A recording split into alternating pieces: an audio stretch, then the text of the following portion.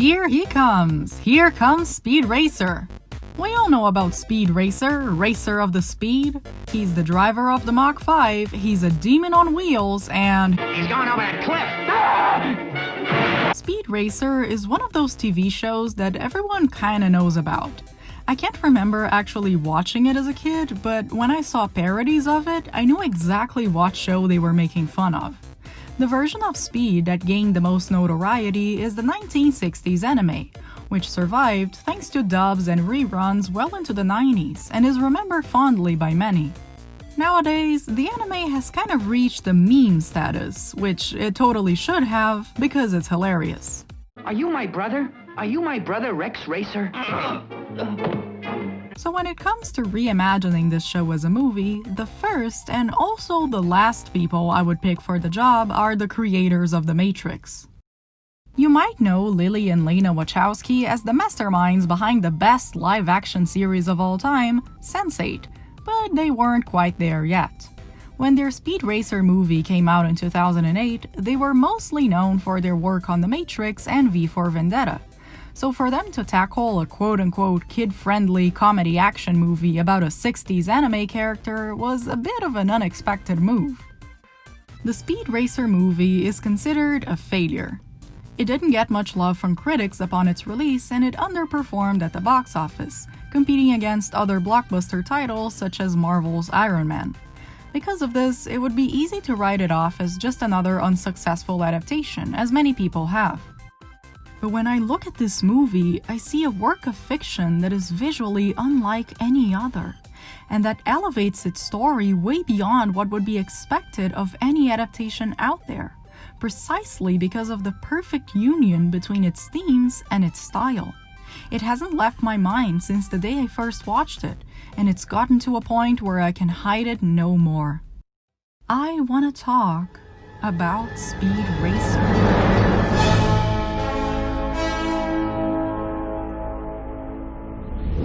The movie centers around the Racers, a family whose last name would be very unfortunate if they all followed literally any other line of work, but luckily they all turned out to be equally racing obsessed. The father, nicknamed Pops, runs an auto shop and builds incredible racing cars that his sons grow up to drive. There's a great amount of pressure placed upon racers to sign up with a huge sponsoring company. But Pops believes that racing should be about family, and he tries to pass on those values to his sons. His eldest, Rex, seemed to believe this idea as well, until he could no longer overcome his frustration regarding corruption in the racing world, so he decided to pack up and leave. He soon gains a bad reputation for supposedly cheating and tragically dies in a car accident. His younger brother Speed idolized Rex growing up and was devastated with his death. Now, as an adult, he carries on the family legacy by becoming a professional race car driver, which gathers the attention of Royalton Industries, who intend to sponsor him. Speed considers it for a bit, but ultimately decides that family is more important, and chooses to remain racing independently. Royalton's owner swears revenge on the Racer family, doing everything he can to ruin their business and stop Speed from racing. This convinces Speed to join another group of racers who might have the power to take Royalton down.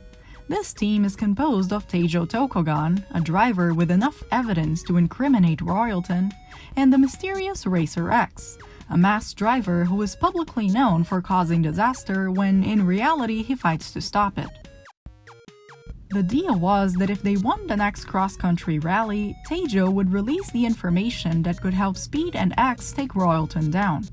However, this was nothing but a scam, as Teijo was just trying to increase the value of his own company, and then drives off without revealing anything as soon as the race is done. You might have noticed that there's a lot of talk of corporations so far. There's a huge chunk of the plot that's dedicated essentially to business matters.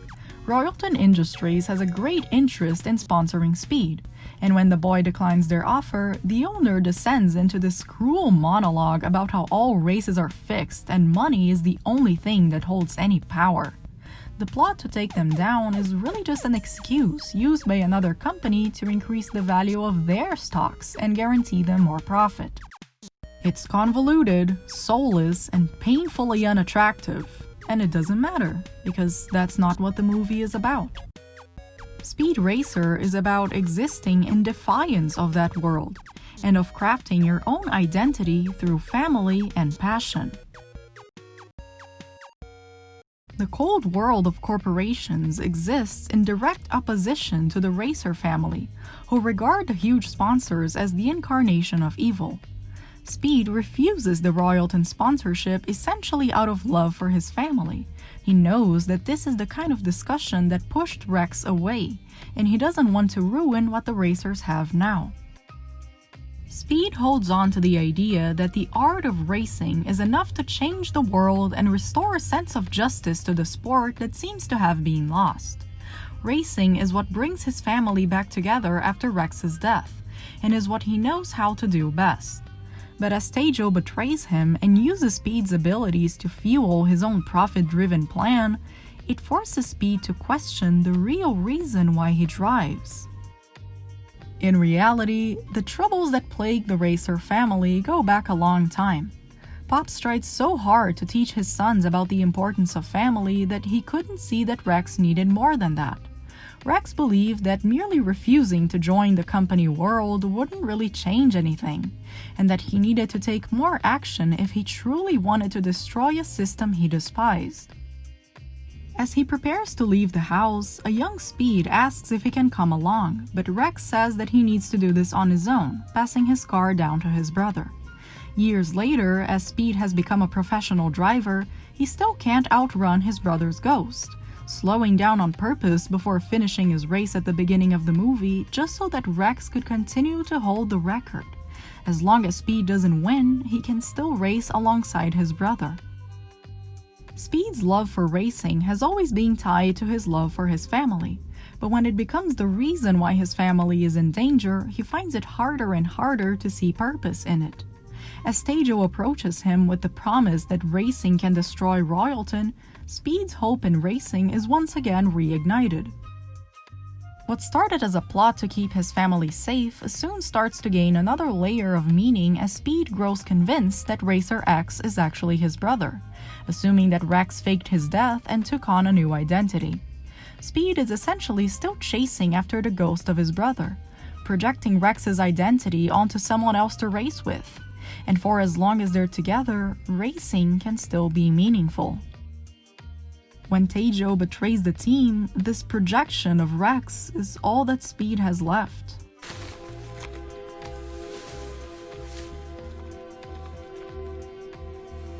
You're not Rex. And even that turns out to be just another illusion.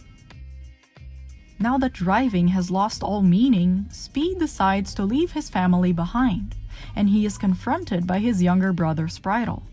Much like Speed tried to keep Rex from leaving so many years ago, but not even that is enough to stop him. He's still following his brother's footsteps, unable to steer away from the ghost tracks that he left behind.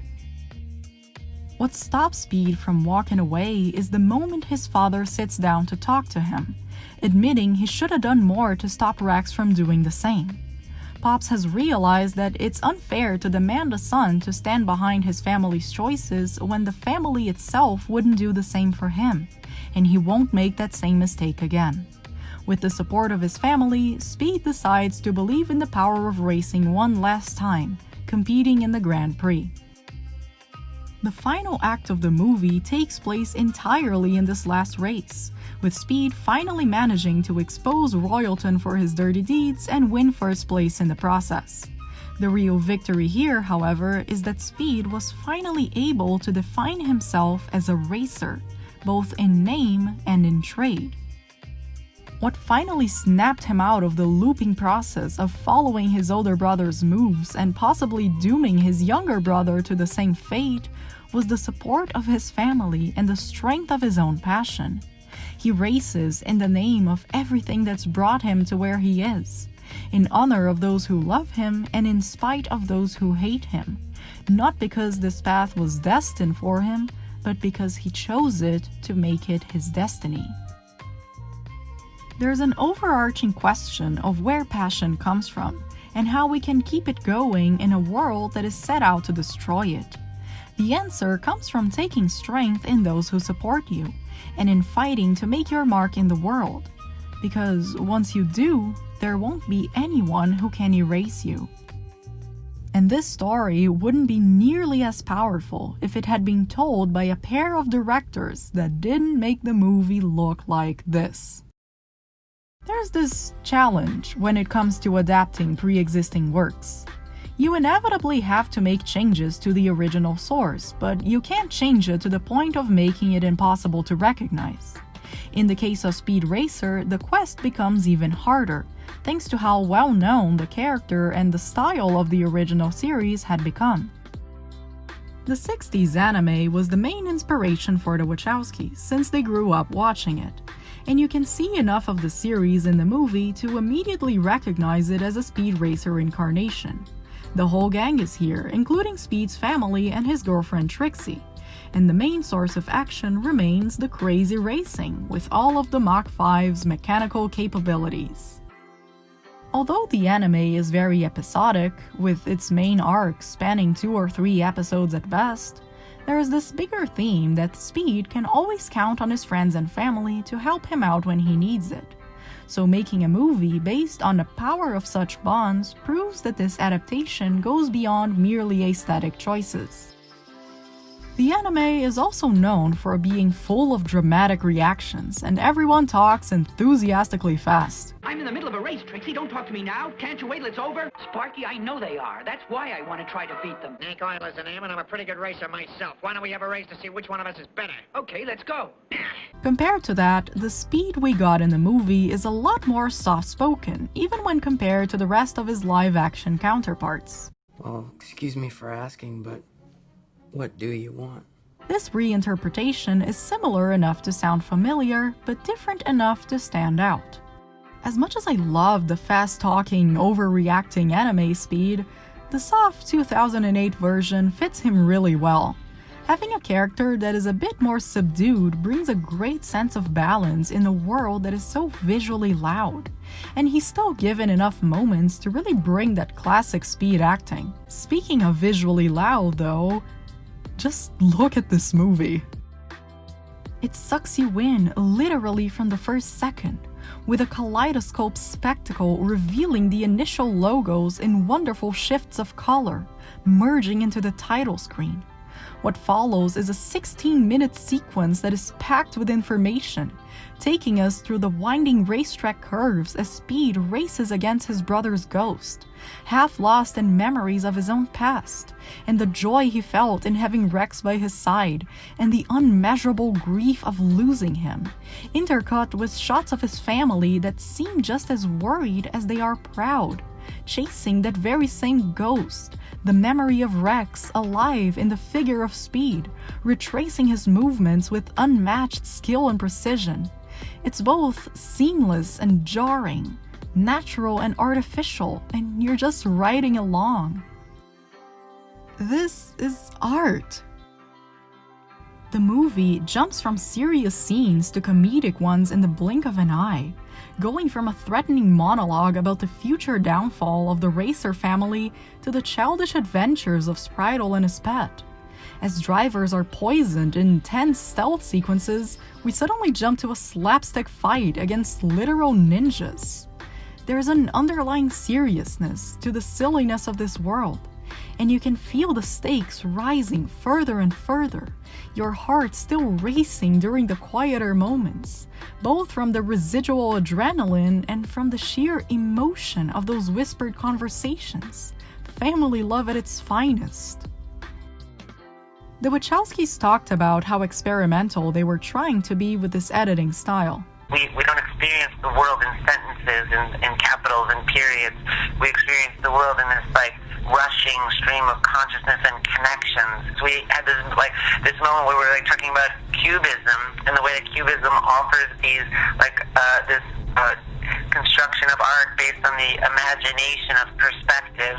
And we're like, wow, we could make the first cubist film because we could do edits that have the back of someone's head and the front of their face and the screen at the same time.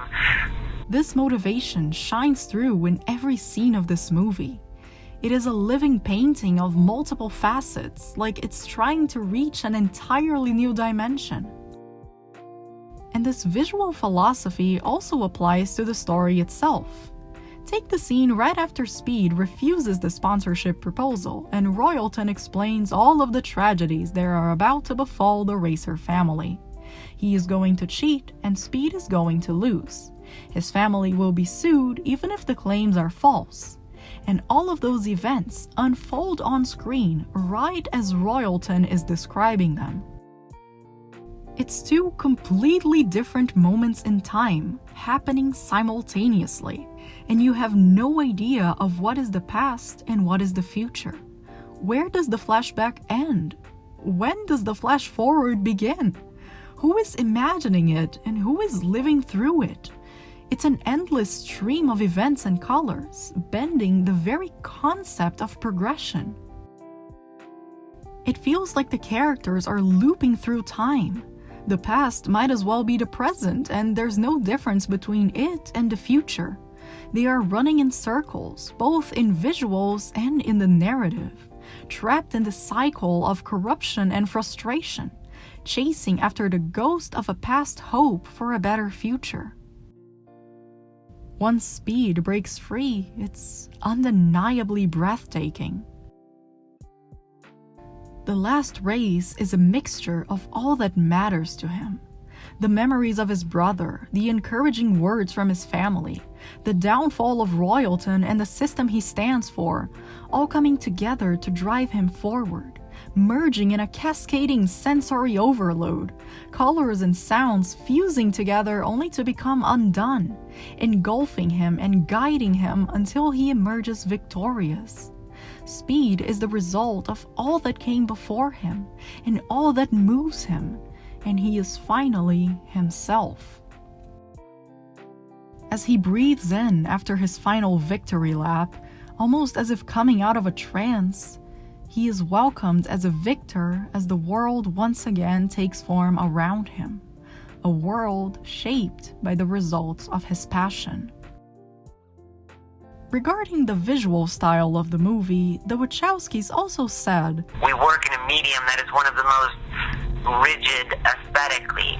We have always thought that it's interesting that no one has really done much with the cinematic language of editing. Editing is this very straightforward grammar. It's like a sentence. It begins with a capital letter, ends with a period. Every cut is a period." Because there are certain expectations when it comes to how a movie should look and function. Part of why they wanted to make it a kids' film is because they believed kids are more open to what is new and different, already foreseeing the problems that others would point out in their editing. It helps explain a few of the pacing choices, like the slapstick and other sillier scenes, but I believe that the inclusion of such moments only adds to the overall experience. It's like the movie is telling us that there's power in seeing the world with a sense of childishness, how even the most boring of business-driven subplots is no match for our need to break free and have fun. No other movie looks like Speed Racer. When faced with the task of standing out and finding their own voice when adapting someone else's work, the Wachowskis gave us the most insane possible response. Because, in the end, it was the only one that could work. This is their own version of Speed Racer, and it is unlike any other version out there. This is a tale about defining your identity in a world that wants to erase you, relayed through artistic choices that are as unique as they are necessary to make the plot work as well as it does. Style and story merge together perfectly in order to bring this world to life and shape it according to the vision of two very passion-driven directors. While Speed crafts his own victory through this narrative, the Wachowskis unfortunately did not.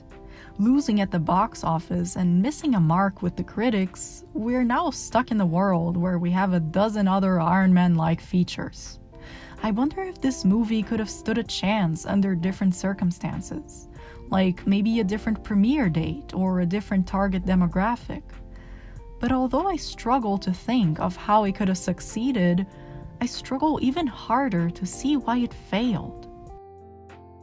From its structure to its subject matter, the Speed Racer movie is about finding your own voice and making sure it's worth remembering.